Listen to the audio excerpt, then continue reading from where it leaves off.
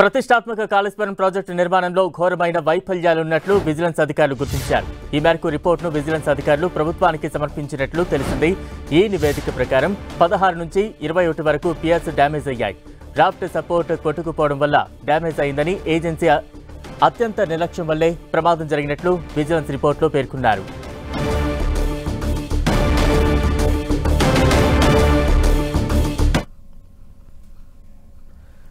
తాజా అప్డేట్స్ అందించేందుకు మా ప్రతినిధి ప్రతాప్ సిద్ధంగా ఉన్నారు. ప్రతాప్, బలరాం, ఈ నెల 13న అసెంబ్లీలో ఇరిగేషన్కి సంబంధించి శ్వేతపత్రం విడుదల చేస్తామని ఇప్పటికే ప్రభుత్వం చెప్పిన నేపథ్యంలో ఈరోజు విజిలెన్స్కి సంబంధించిన రిపోర్ట్ అత్యంత కీలకమని కూడా చెప్పుకోవచ్చు. ముఖ్యంగా గత ప్రభుత్వం అత్యంత ప్రతిష్టాత్మకంగా చేపట్టిన కాళేశ్వరంకు సంబంధించి ఇప్పటికే మేడిగడ్డ బ్యారేజ్ అయితే కుంగిన, పియర్స్ అయితే కుంగిన పరిస్థితి ఉంది. ఈ పియర్స్ కుంగిన నేపథ్యంలో కొత్త ప్రభుత్వం, కాంగ్రెస్ ప్రభుత్వం దానికి సంబంధించి విజిలెన్స్ ఎంక్వైరీ కూడా వేయడం జరిగింది. అయితే విజిలెన్స్ ఎంక్వైరీ దాదాపుగా చేస్తున్న ఈ విచారణకు సంబంధించి మధ్యంతర నివేదికను ఈరోజు రాష్ట్ర ప్రభుత్వానికి అందజేయడం జరిగింది. ఈ నివేదికలో చాలా లోపాలు గుర్తించినట్టు కూడా విజిలెన్స్ అధికారులు ఇప్పటికే ప్రభుత్వానికి స్పష్టం చేసిన పరిస్థితి ఉంది. అయితే 2020 నుంచి, అంటే ఎప్పుడైతే ప్రాజెక్టు ప్రారంభమైందో అప్పటి నుంచి కూడా దీనికి సంబంధించిన మెల్లిమెల్లిగా లోపాలన్నీ కూడా బయటపడుతున్నాయి. ఈ లోపాలు బయటపడుతున్నప్పుడు కూడా ఏజెన్సీకి, అంటే దీనికి సంబంధించిన నిర్వహణ అంతా కూడా ఏజెన్సీ నిర్వహణ చేస్తూ ఉంటుంది. కాబట్టి ఏజెన్సీ ఏదైతే నిర్మాణ సంస్థ ఎల్ఎన్టీ కంపెనీ ఉందో ఎల్ఎన్టీ కంపెనీ పూర్తి నిర్లక్ష్యం వ్యవహరించిందంటూ కూడా విజిలెన్స్ రిపోర్ట్ పేర్కొంటారు. అయితే ఈ వాస్తవానికి 2019లో ఈ ప్రాజెక్టును అంటే మేడిగడ్డ దగ్గర సీఎం కేసీఆర్ లాంఛనంగా, అప్పుడు సీఎం కేసీఆర్ దీన్ని లాంఛనంగా ప్రారంభించారు. అయితే 2019లో లాంఛనంగా ప్రారంభించిన తర్వాత నెక్స్ట్ ఇయర్ కంటే 2020లో వచ్చిన వరదపటి నుంచి కూడా దీని లోపాలన్నీ వరుసగా బయటపడుతూ వచ్చాయని కూడా నివేదికలో పేర్కొన్నారు. అయితే ముఖ్యంగా ఈ లోపాలకు సంబంధించి కూడా అధికారులు కూడా చాలా వత్తాసు పలికారు. అధికారులు కూడా పూర్తిగా ఏజెన్సీకి, అంటే ఏదైతే నిర్మాణ సంస్థ ఎల్ఎన్టీకి పూర్తిగా అనుకూలంగా వ్యవహరించారంటూ కూడా నివేదికలో చాలా స్పష్టంగా అందులో పేర్కొనడం జరిగింది. ప్రధానంగా 2020 నుంచి జరుగుతున్న ఈ లోపాలకు సంబంధించి కూడా అధికారులు ఎక్కడ కూడా దీన్ని పెద్దగా లోపభూయిష్టంగా దాన్ని దాచిపెట్టడం జరిగిందంటూ కూడా అందులో పేర్కొనడం జరిగింది. ముఖ్యంగా ఏవైతే, అంటే వాస్తవానికి 2019లో దీన్ని లాంచ్ చేసినప్పటికీ ఆ తర్వాత చాలా పనులు పెండింగ్లో ఉన్నాయి. ఆ పెండింగ్లో పనులు ఉన్నప్పటికీ కూడా ప్రాజెక్టును లాంచింగ్ చేశారు. కాబట్టి డిఫెక్టివ్ లయబిలిటీ, అంటే ప్రాజెక్టు ఏవైతే నిర్మాణం చేపట్టిందో నిర్మాణ సంస్థ, దానికి సంబంధించి 2 years వరకు దాని వారంటీ, ఏదైతే మనం వారంటీగా చూస్తామో దానికి సంబంధించి 2 years వరకు ఏ చిన్న డ్యామేజ్ జరిగినా కూడా దానికి డిఫెక్ట్ లయబిలిటీ ఉంటుంది. కాబట్టి ఖచ్చితంగా ఆ ప్రాజెక్టుకు సంబంధించి పూర్తిగా నిర్మాణ సంస్థదే బాధ్యత ఉంటుంది.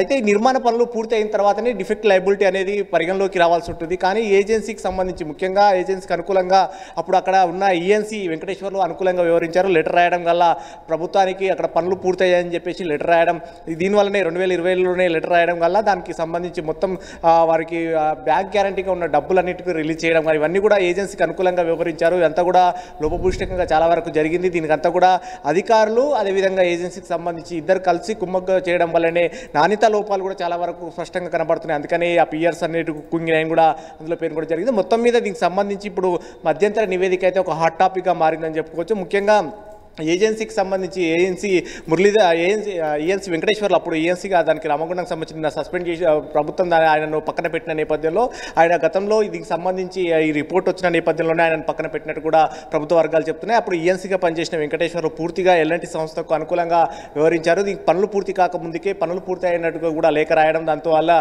డిఫెక్ట్ లయబిలిటీ కూడా కంప్లీట్ అయిందంటూ కూడా ఇప్పుడు ప్రస్తుతం ఎల్ఎన్టీ కంపెనీ కూడా పియర్స్ కుంగిన నేపథ్యంలో అక్కడ పనులు చేయాల్సిన ఎల్ఎన్టీ సంస్థ మా డిఫెక్ట్ లయబిలిటీ కూడా పూర్తయింది కాబట్టి పనులు చేయడానికి మా బాధ్యత కాదు, 2022 తోటే మా డిఫెక్ట్ లయబిలిటీ పూర్తయింది. సో ఈ నేపథ్యంలో ఇప్పుడున్న ఈ ప్రాజెక్టు సంబంధించి మేనేజ్మెంట్ అంతా కూడా ఇరిగేషన్ శాఖనే మేనేజ్మెంట్ వ్యవహరిస్తుంది. కాబట్టి ఒకవేళ పనులు చేయాలంటే కనుక కొత్త టెండర్లు వేస్తే కనుక టెండర్లకు సంబంధించి మళ్ళీ నిధులను విడుదల చేస్తేనే తప్ప మేము పనులు చేయము అంటూ కూడా ఎల్ఎన్టీ సంస్థ ఇప్పటికే మేనేజర్ను కూడా లేఖ రాయడం జరిగింది. అయితే ఈ లేఖ అనేది కూడా ప్రభుత్వంలో ఒక చర్చనీయాంశంగా మారిందని చెప్పుకోవచ్చు. గత ప్రభుత్వం ఉన్నప్పుడు నిర్మాణ సంస్థ ఎల్ఎన్టీ సంస్థ దానికి ఆ పియర్స్ కుంగినప్పుడు తామే బాధ్యత వహిస్తామంటూ మొదట్లో చెప్పింది. ఆ తర్వాత డిఫెక్ట్ లయబిలిటీ తమకు ముగిసింది కాబట్టి మేము చేయబోమంటూ కూడా మళ్ళీ ఇప్పుడు స్పష్టం చేసిన నేపథ్యంలో ఈ వివాదం అనేది కొనసాగుతుంది. దీనికి సంబంధించి పూర్తి స్థాయిలో విచారణ జరిపించేందుకు విజిలెన్స్ ఎంక్వైరీకి అయితే వేయండి. విజిలెన్స్ ఎంక్వైరీలు ఇవన్నీ లోపాలన్నీ కూడా వరుసగా బయటపడుతున్న పరిస్థితి ఉంది. సో ఈ నెల 13న అసెంబ్లీలో దీనికి సంబంధించి శ్వేతపత్రం కూడా విడుదల చేస్తున్నారు. కాబట్టి శ్వేతపత్రం విడుదల చేసే కంటే ముందే ఈ విజిలెన్స్ సంబంధించిన రిపోర్ట్ బయటపడడం అనేది చాలా సంచలనంగా మారిందని చెప్పుకోవచ్చు. దీన్ని ఆధారంగా చేసుకొని నిన్న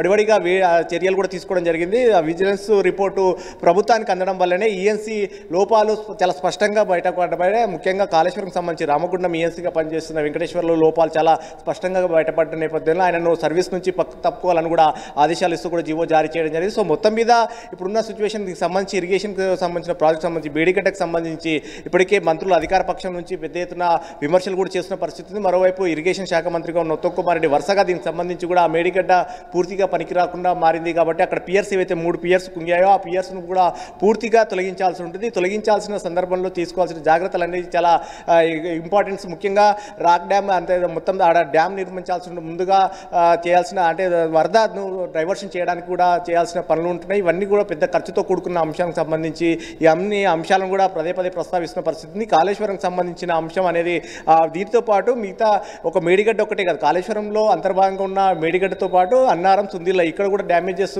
ఏర్పడుతున్నాయని చెప్పేసి గుర్తించారు. దీనికి సంబంధించిన రిపోర్ట్ కూడా పూర్తి స్థాయిలో దర్యాప్తు చేయాలని చెప్పేసి ఇప్పటికే సీఎం రేవంత్ రెడ్డి చెప్పారు కాబట్టి దీనికి సంబంధించి పూర్తి స్థాయి విచారణకు సంబంధించి కూడా విజిలెన్స్ విచారణ జరుగుతుంది. సో ఇప్పుడైతే ప్రస్తుతం మధ్యంతర నివేదిక అవుతుంది. మధ్యంతర నివేదికలో ప్రధానంగా మేడిగడ్డకే పరిమితమైంది కాబట్టి మేడిగడ్డకు సంబంధించిన అంశాలు చాలా వరకు లోపాలన్నీ కూడా బయటపడి వీటన్నిటి కూడా మళ్ళీ 13న అసెంబ్లీలో జరిగే శ్వేతపత్రం చర్చల భాగంగా ఈ ప్రభుత్వం నుంచి కూడా వీటన్నిటి కూడా చర్చించే అవకాశం ఉంటుంది. Balram. Right, thank you Pratap.